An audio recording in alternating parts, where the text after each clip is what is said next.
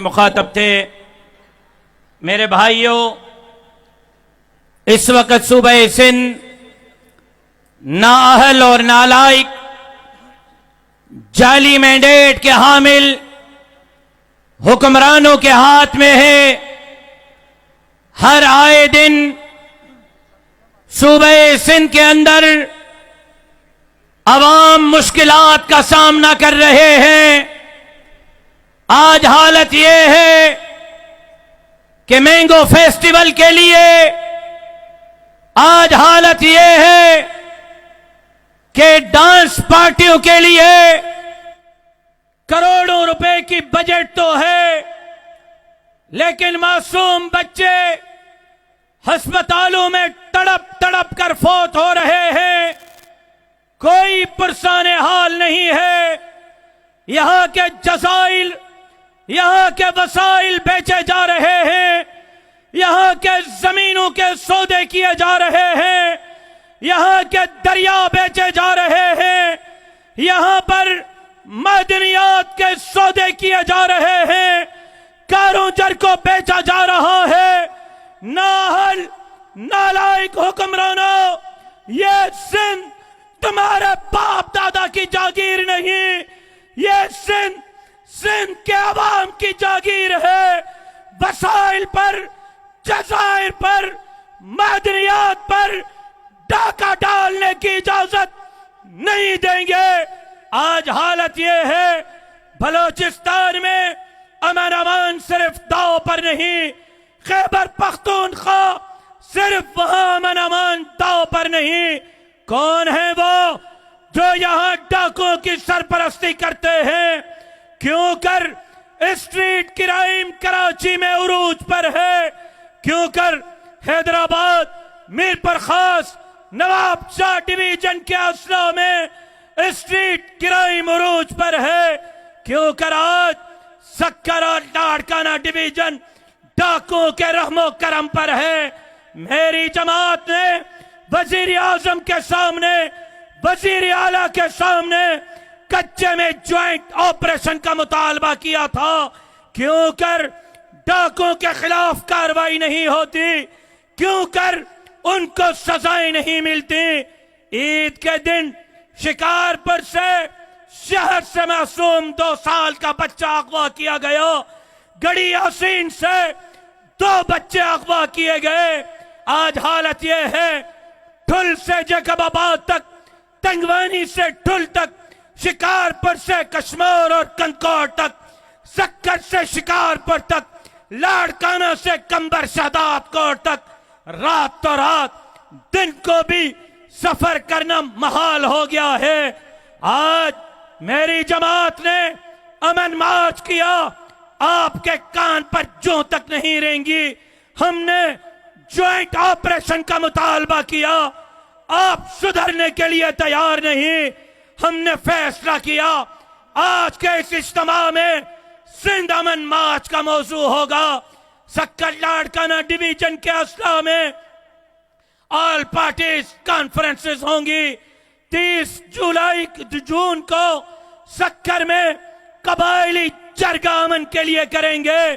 सुधर जाओ, अमन कायम कराओ, वरना 17 जुलाई को वजीर आला हाउस की तरफ अमन के लिए लाखों लोग मार्च करेंगे और अमन के लिए वजीर आला का घेराव करेंगे। अगर गरीब महफूज नहीं तो फिर यहां का हुक्मरान भी महफूज नहीं रहेगा। आप अवाम के नुमाइंदा नहीं हैं। मैं आज दावा करता हूं कि सिंध की अवामी जमात पीपल्स पार्टी नहीं, वो एस्टेब्लिशमेंट के बैसाखियों पर है, वो करप्शन के पैसे की बैसाखियों पर है, वो वडेरों, सरदारों, नवाबों के बैसाखियों पर है। अवामी जमात सिंध में मुस्लिम लीग नहीं, जीडीए नहीं, कौम परस्त नहीं। ये देख लो, हैदराबाद में जमीन पर बैठे हुए लोग, ये सरकारी मुलाजिम नहीं, ये किराए पर दी गई गाड़ियों में नहीं आए, बिरयानी के प्लेट पर नहीं आए, ये जमीन पर बैठे हुए अपने जेब से खर्च करके आए हुए लाखों सिंधी इस बात का ऐलान कर रहे हैं कि सिंध में अगर कोई अवामी जमात है तो वो मौलाना फजलुर रहमान की जमात जमीयत उलमा इस्लाम है। और अब कोई जमीयत उलमा इस्लाम का रास्ता किसी माई का लाल नहीं रोक सकता। आज कासिम चौक पर हैदराबाद के इस अवाम के ठाटे हुए समंदर मारते हुए समंदर में वादा करता हूं अगली इलेक्शन में सोच समझ कर नताइज तब्दील करना। अगर तुमने हमारा मैंडेट चोरी किया इंशाअल्लाह तुम्हारा वो हशर करेंगे, तुम्हें मां की छठी का दूध याद दिला कर रख देंगे इंशाअल्लाह। मेरे भाइयों, मैं हैरान हूं, बदअमनी कराने वाले, दरिया बेचने वाले, जजायर और वसाइल और जमीनें बेचने वाले आज विफाकी हुकूमत की बजट पर तंज कर रहे हैं। सिंध हुकूमत ने कहा है कि हम विफाकी हुकूमत के बजट को मुस्तरद करते हैं और उन्होंने कहा है हम विफाक से मुतालबा करते हैं कि मुलाजिमीन की तनख्वाहों में 50% इजाफा किया जाना चाहिए। कल वजीर आला सिंध सैयद मुराद अली शाह साहब ने बजट सिंध की पेश की है और यहां पर उन्होंने मुलाजिमीन की तनख्वाहों में सिर्फ 12% इजाफा किया है। पहले तुम खुद अपने मुलाजिमीन की तनख्वाहों में 50% इजाफा करो, उसके बाद हम आपके साथ विफाक से 50% तनख्वाहें बढ़ाने का मुतालबा करेंगे। और फिर कल की जो बजट पेश हुई है, आपको बताऊं कल सिंध की जो बजट पेश हुई है 3,300 अरब।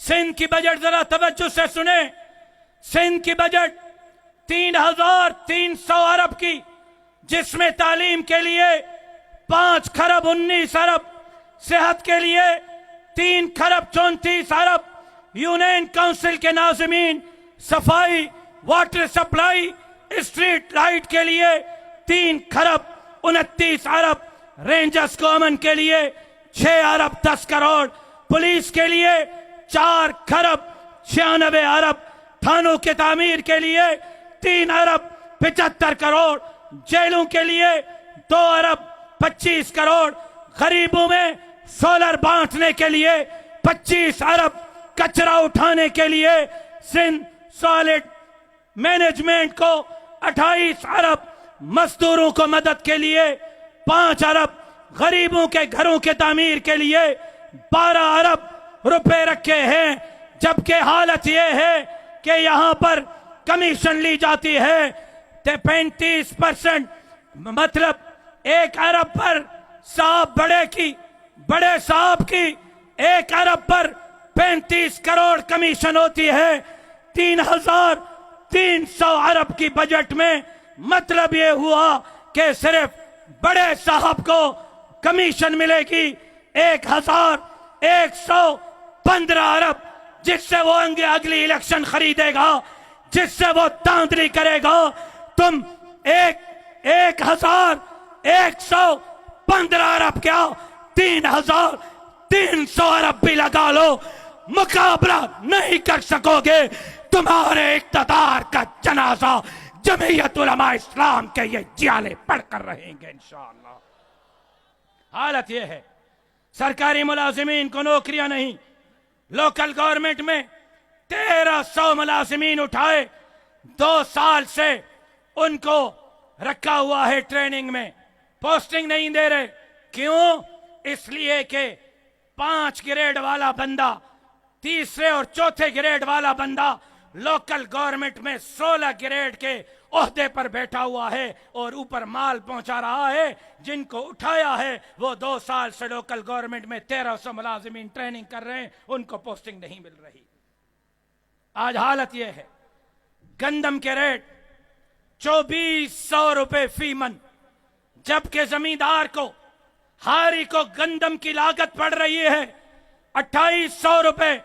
इस साल हर हारी ने एक मन पर 400 रुपए का नुकसान किया है। जमींदार ने एक मन गंदम पर 400 रुपए का नुकसान किया है।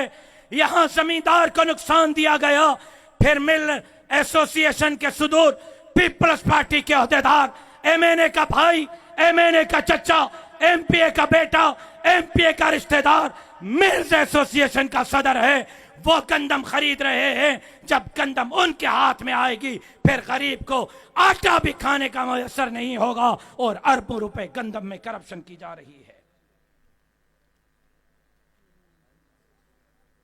करीब